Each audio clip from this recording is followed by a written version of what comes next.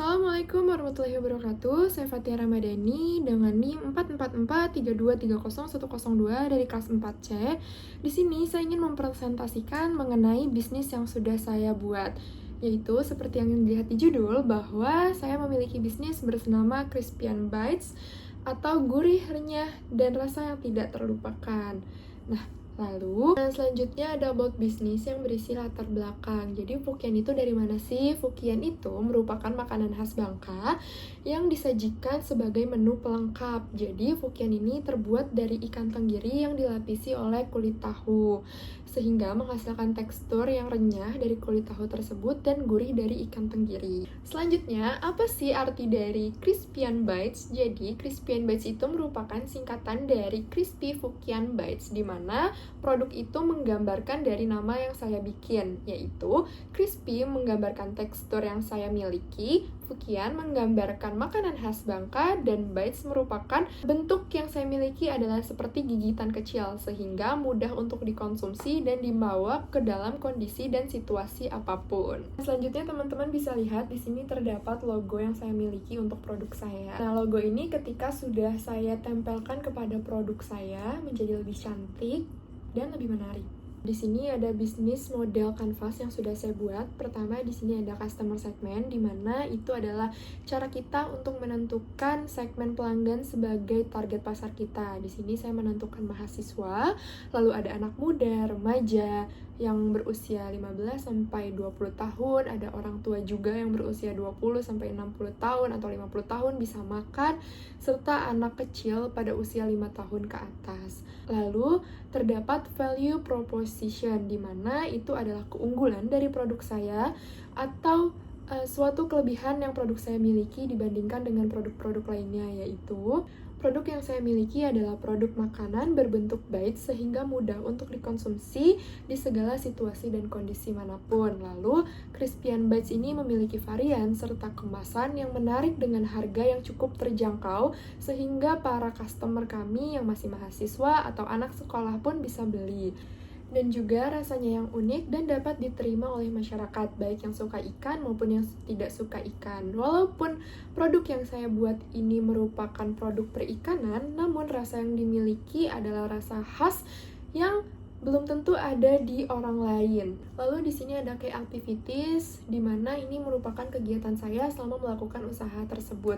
Jadi yang pertama, yang paling penting adalah saya akan selalu melakukan stok bahan produksi, lalu juga saya membuat promo marketing dan sales, lalu saya membuat pemasaran, dan yang terakhir adalah proses penjualan atau distribusi kepada para customer. Di sini ada customer relationship, yaitu gimana caranya saya membangun kepercayaan customer saya, yaitu dengan mempertahankan rasa yang saya miliki sehingga customer saya tidak kecewa.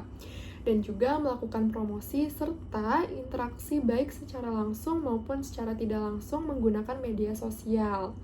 Lalu juga ada channels, di sini adalah gimana caranya saya untuk memperkenalkan produk yang saya jual kepada masyarakat sekitar, yaitu pertama dengan penjualan secara offline kepada pelanggan, lalu juga kita menjual produk kita secara online, yaitu dengan melakukan promosi di media sosial, baik di Instagram, WhatsApp, Facebook, TikTok, ataupun GrabFood, GoFood, dan ShopeeFood. Nah, selanjutnya di sini juga ada key partner atau kerjasama yang saya jalanin. Pertama, di sini saya menjalin hubungan dengan supplier daging ikan, lalu ada reseller, dropshipper, serta perusahaan mitra seperti GrabFood, GoFood, dan ShopeeFood. Nah, yang tidak kalah penting adalah cost structure, di mana ini merupakan pembiayaan yang saya keluarkan selama melakukan usaha tersebut. Yaitu yang pertama, saya mengeluarkan biaya untuk marketing, biaya produksi, upah operasional, dan juga biaya tetap. Lalu ada key research, di mana ini merupakan sumber daya yang saya butuhkan selama proses melakukan usaha ini. Yang pertama adalah alat produksi, yang kedua itu modal usaha, yang ketiga alat transportasi, dan yang terakhir adalah pengelolaan konten, karena saya juga membangun bisnis di jejaring media sosial. Di sini ada revenue stream atau bisa disebut juga dengan sumber pendapatan. Jadi sumber pendapatan dari usaha saya ini merupakan dari para customer hasil penjualan produk cemilan Fukian Crispy Bites. Selanjutnya terdapat analisis SWOT dari produk Crispian Bites. Nah, analisis SWOT yang pertama adalah strength atau kekuatan.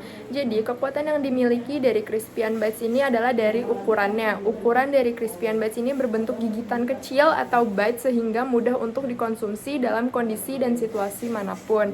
Lalu juga memiliki rasa yang unik dan dapat diterima oleh semua kalangan masyarakat, baik yang suka ikan maupun yang tidak suka ikan. Karena walaupun produk yang saya buat adalah produk perikanan, namun masih bisa dinikmati oleh masyarakat yang tidak menyukai olahan ikan. Nah, selanjutnya di sini itu ada weakness. Weakness itu merupakan kelemahan. Kelemahan dari produk yang kami buat ini karena masih tergantung kepada supplier daging ikan. Jadi, jika pasokan dari supplier daging ikan itu terganggu, maka produksi kami akan terhenti. Selain itu, ancamannya juga karena terdapat persaingan yang sangat banyak di pasaran, apalagi yang berbahan dasar ikan. Yang ketiga adalah opportunities atau peluang. Nah, jadi peluang yang dimiliki oleh Crispian Bites ini adalah peluang untuk melakukan kerjasama dengan food reviewer atau influencer sehingga dapat meningkatkan promosi yang lebih luas. Lalu peluang selanjutnya adalah kreativitas dalam konten sehingga dapat meningkatkan brand awareness dari produk Crispian Bites. Dan yang terakhir adalah threats atau ancaman. Ancaman dari produk Crispian Bites ini merupakan bahan baku ikan. Jika bahan baku ikan mengalami kenaikan harga, maka akan mempengaruhi dari biaya produksi dan juga harga jual. Lalu ancaman selanjutnya adalah perubahan tren makanan di masyarakat. Jika kita tidak melakukan inovasi yang lebih banyak, maka produk dari Crispian Bites mungkin akan tertinggal. Lalu di sini terdapat strategi, yaitu strategi yang saya gunakan dalam membangun usaha Crispian Bites. Yang pertama adalah strategi pemasaran. Di sini saya melakukan promosi di media sosial. Lalu saya juga bekerja sama dengan mitra-mitra lain seperti Shopee Food, GoFood, dan juga GrabFood. Lalu saya itu membuat kemasan yang menarik dengan harga yang terjangkau agar para pelajar masih dapat membeli produk saya. Dan yang terakhir adalah melakukan pemasaran secara offline, yaitu saya menitip produk saya kepada stand-stand bazar. Saya juga memiliki strategi produk dari produk saya. Yang pertama itu adalah dengan bentuknya yang minimalis, lalu juga ada varian rasa yang unik dan inovatif, dan juga rasa yang dapat diterima oleh kalangan masyarakat. Nah, selanjutnya di sini ada strategi customer relationship. Di sini adalah bagaimana cara saya untuk menjaga hubungan baik antara saya dengan customer. Yang pertama, saya tetap menjaga kualitas makanan saya agar customer tetap percaya terhadap saya. Lalu juga saya melakukan interaksi secara langsung, baik secara offline maupun online terhadap customer. Selanjutnya ada segmentasi pasar yang luas. Jadi saya itu membagi pasar saya terhadap segmen-segmen berdasarkan usia. Yang pertama, saya menargetkan mahasiswa. Lalu saya juga menargetkan anak muda berusia 15-20 tahun.